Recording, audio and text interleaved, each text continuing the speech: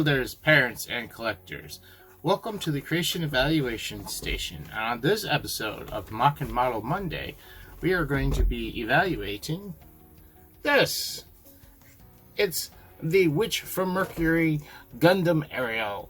I've already put together a little frith, although it was a special edition of little frith. This is a normal edition. I wasn't going to do this. I was going to do something else. But I was able to get my hands on this, and so we'll check this out. And I have another Witch from Mercury thing coming out the next Mock and Model Monday as well.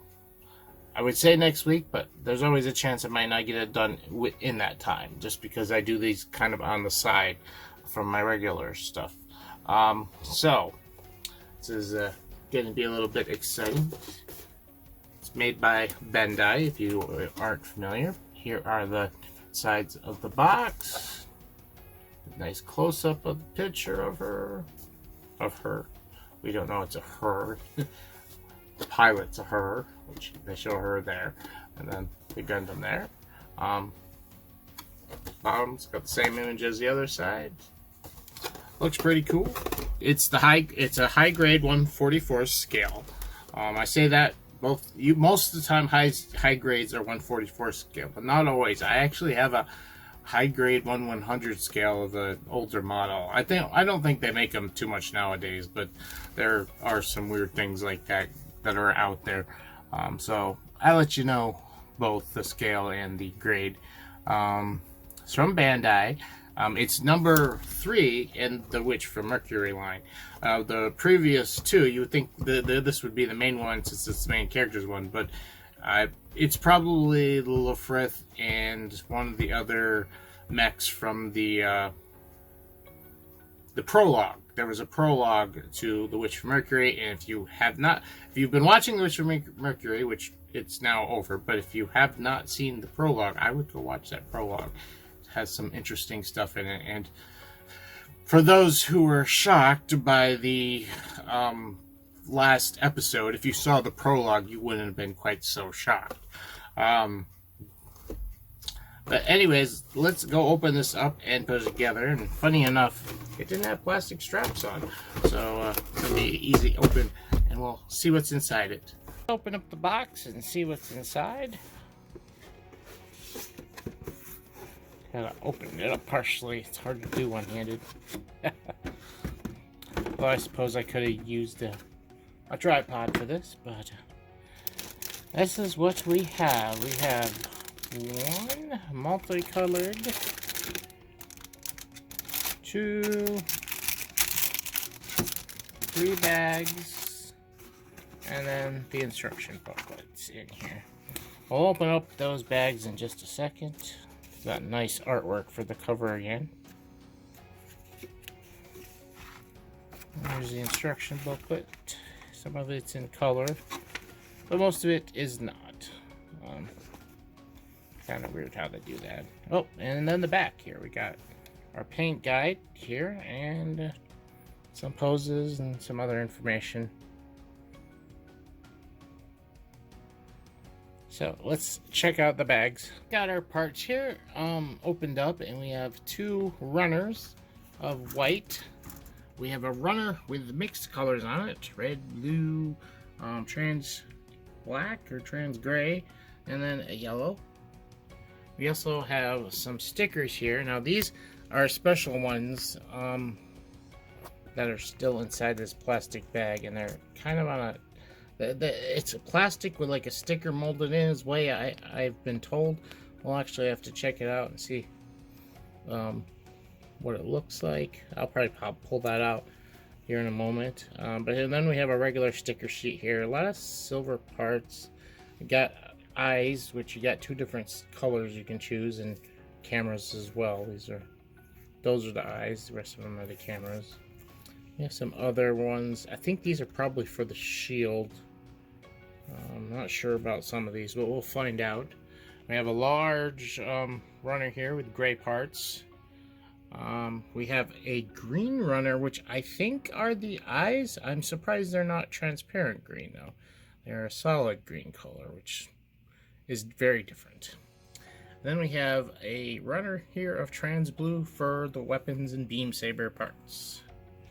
So let's just look at this here. I think will slide out. Yeah, it's just a lot of static there. So yeah, it's a transparent piece, and what you see in there is supposed to be stickers embedded in the plastic. Looks kind of cool. Looks like from the other side, just, yeah, that's the top side. So that's interesting. Some new technology that they've come up with for their models. And to show off the technology from the Gundam in the show, if you've seen it. So that's cool. There we have the aerial all put together, and we've got our accessories too. We'll look at that in a moment. First, check out her posability. I did want to point out a few things interesting. The eyes here, I did not put stickers on. There are stickers for them, but they are a solid green color, which is unusual. Usually you have a transparent green, but you know what? I think it works really well. They show up really well, and that includes the camera here on the back of the head. Yeah, that looks really nice. She looks really nice overall. There are some other stickers that should probably get put on. There's these little circles that are supposed to go here, and then we have, this is what that looks like with the special pieces on here. The other parts though that would normally have the same effect, or at least in the show, they don't have special parts. They just have clear parts, and you're supposed to put stickers on underneath them, which is a little disappointing. You know, if you're going to go part way, go all the way. And that includes this part right here on the front of the head, right at the top, the thighs here, and I think there was one other point. I don't remember where, but yeah, there are a couple areas where there's clear parts on here where you're supposed to put stickers behind them. I may go back through and do it. Though unfortunately you only get this in red. If you've seen the show, it also can activate in a blue color as well, which there are stickers that can correlate with that, but then you have to replace these pieces with, oh yes, and there are duplicate of these pieces in just plain clear, so you can do that if you want. So yeah, that one, the eyes, the lenses. All right, let's look at the posability here. We got a shoulder that will pop out here like this, give you extra movement, and then you have the regular ball joint as well. So there's plenty of extra motion. If you want to get that arm in front, give somebody a nice hug or something, you can do so. There's an arm swivel up top, and the shoulder would go up so you can move the arm up higher.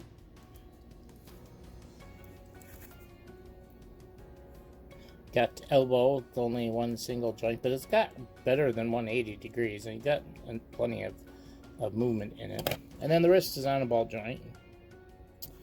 Now the head up here is actually on two joints.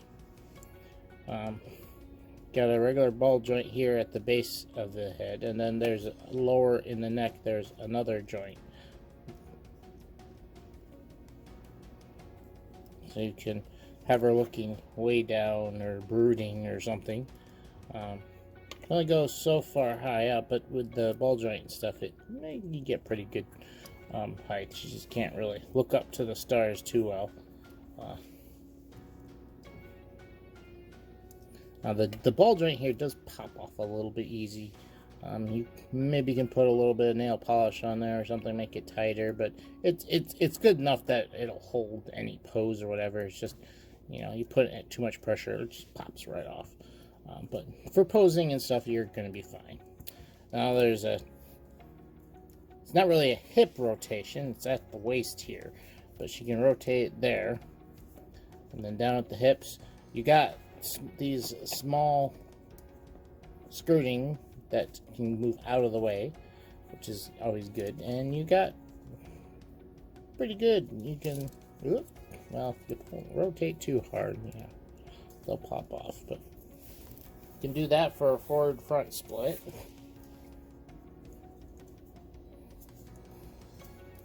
And then you get the joints lined back up again.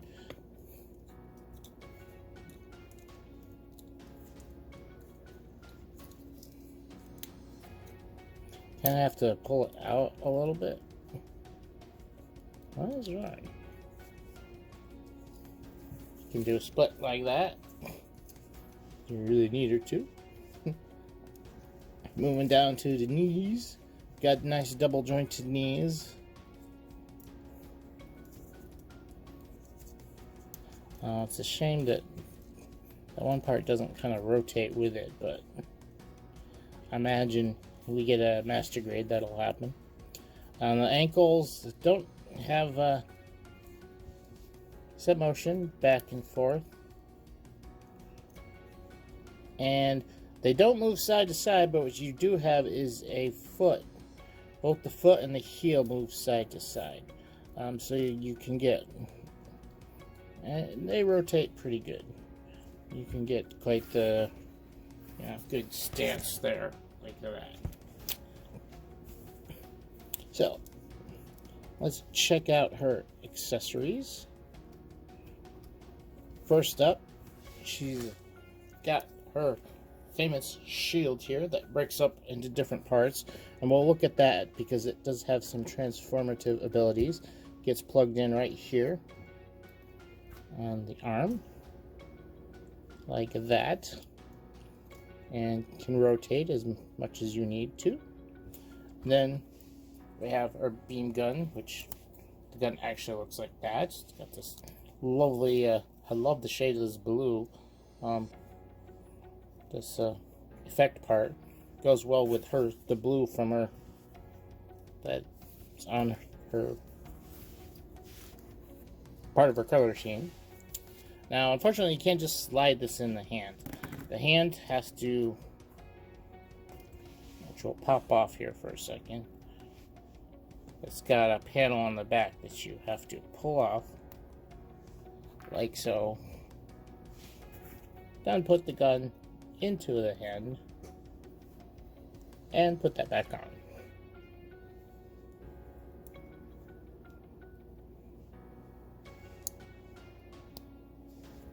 Like so. And you pop that right back into the wrist. Now, there is a little bit of jiggle, I noticed, but it will hold in place however you have it. There's a little bit of a wobble back and forth, but when you just have it posed, it's not going to go anywhere. It's only really if you move it around. Now, I've got two other accessories, and that are two beam sabers. Now, these are just the blades.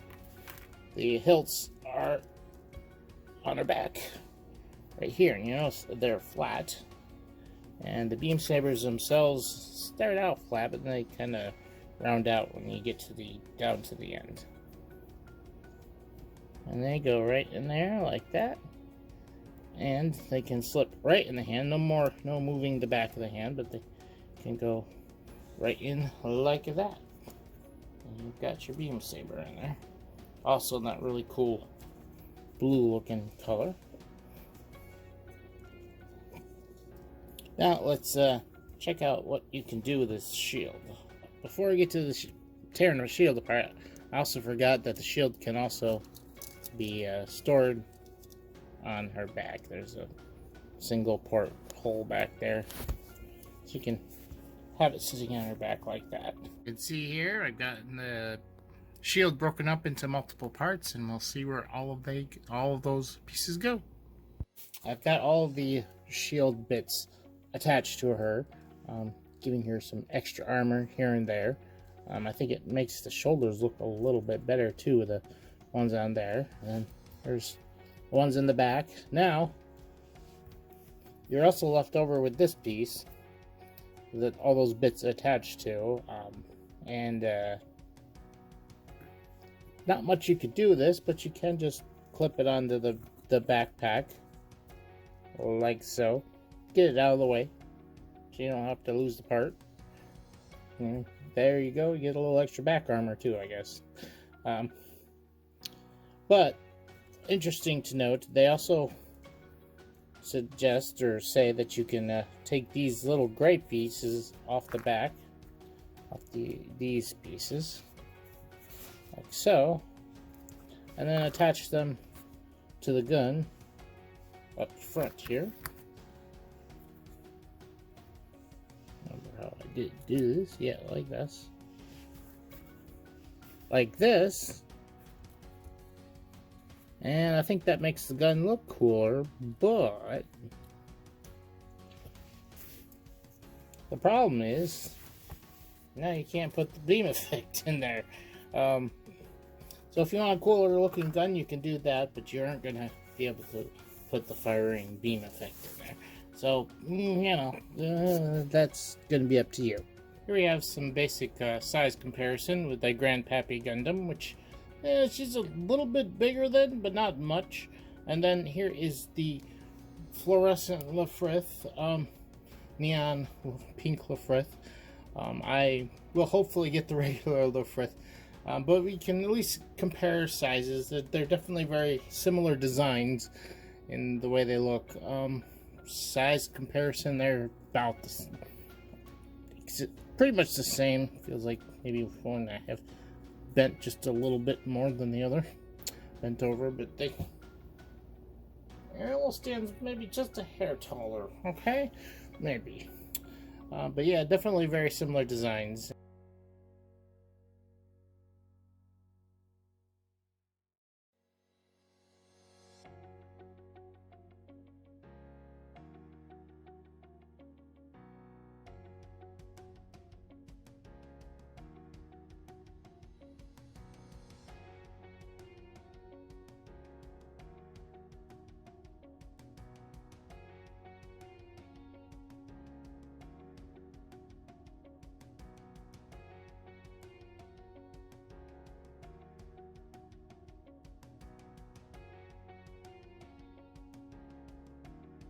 My final thoughts on this thing before I go to the final eval, which would be on the short side because this is a model, not one of my Lego sets, so they're a little bit less in depth in that regards. Basically, because I haven't felt like I have done enough modeling like this to really give it a really good judge. But anyways, overall, this thing looks absolutely beautiful. I love the shield. It's more sophisticated than the Lefrith shield that I put together, even though I'm not sure about the color wise because I have the special color edition, which the shield is all black, but the actual parts and stuff and the way they put together, it feels far more sophisticated with this. And the part separation, color separation is absolutely amazing. There are some stickers that come with it. There's stickers for the eyes and the cameras, and I feel like it really doesn't need it. There's a couple other ones that they might need. I am a little disappointed that the fancy part here in the front isn't continued into the other areas where those parts would be, like the forehead and top of the thighs, and I swear they were somewhere else where they were, but I'm not sure. But yeah, I don't know if we'll ever see that in this size, a full done like that. I know there's the 1/100th full mechanics one, and I'm pretty sure that one does have something along those lines going out through the whole thing instead of just the chest area. The special effect parts look amazing. I love that color of blue, both for the fire blast and the lightsabers here, beam sabers. Beam sabers. Beam sabers, no copyrights. Beam sabers. And overall, this looks amazing. There's no seam lines showing practically anywhere. A lot of them are hidden amongst the actual details of the Gundam. Now, it could use a bit of panel lining, but I don't even know about painting this unless you wanted to, you know, give it a top coat or make it rough it up a little bit, make it look like it's been through some battles or whatever. It looks absolutely amazing out of the box, and I might still put some of the other stickers on, but that's all probably I'll do with it. I don't have the room for painting yet or anything like that. Got to have a bigger area than I have, than my little shared office with my wife. So yeah, now as far as the final eval, I'm not going to break it down, but overall, this thing, I'm giving it a straight up 10. It's really good, looks amazing, posability's all there, and that, if you look at the poses I put it in, I think it really is nice, that aspect of it. The color separation, like I said, looks really good. There are, oh yeah, I forgot, there's a couple stickers that go on the shield, and I could see that maybe having a problem, although this blue outline here is not a sticker, and that was done. I don't know why they couldn't do it with some of the other parts, but maybe in the future, who knows. Funny thing is, I just got this practically like last week and got it put together for you guys, and I have the next form of the Aerial a pre-order, which is also supposed to come out this month, so we might be seeing that pretty soon, and I will do that, even though I kind of want to get to some of my other stuff and not just keep doing 1/140th scale. I have plenty of them to do. It's just I'm trying to mix things up a little bit, but we are doing a bit of a glitch for Mercury since it is a new thing. I think it's March now. Next month, I think, starts season 2, so look forward to that. Anyways, yeah, I gave this a 10. Overall, there's not much to complain about. It wasn't hard to put together. A little bit easier than the Lafrith. Although the Lafrith, part of the problem was the coloring and the black on black and all that. It was kind of hard to see which way certain things went. And difficulty, yeah, and it's a very, you know, even though it wasn't hard, it's a very complex looking mech design wise, and it's somewhat complex to put together. Oh, and it, believe it or not, it's got almost a complete inner frame, I would say, thinking about how it came together, other than the head, which there really isn't a inner head piece, but yeah, going up with the feet, the legs, you actually kind of have an inner frame with this, which is interesting considering it's a 1/44 scale. You don't see that until you get to a master grade. I mean, this is a high grade. Yeah, well, you get my gist. It's a high grade, and you usually don't see anything like that until you get to a master grade. So yeah, that's pretty awesome, and overall, I am very impressed with this kit. Although, like I said, I haven't put a lot together, the newer ones, but this is one of the newest ones to come out. I want to get some more of them. I don't know. We'll see what happens, how things go. I wish, like, Target's been getting models and Gundams and stuff in. I wish they would send Target which Mercury kits. I'm sure they'll sell, since that is a pretty hot show right now. So anyways, let me know what you guys think down in the comments below, and if you enjoyed this, please like, and if you haven't yet, subscribe, and do all that beautiful YouTube thing to help the channel grow, and also hit the follow Ring the bell for notifications, but also follow me on Facebook or Twitter. Either one's fine. If you want to do both, that's cool too. Because I get notifications out faster than YouTube on there. And also, there's a Patreon down there. You can check that out if you want. There's not much to see.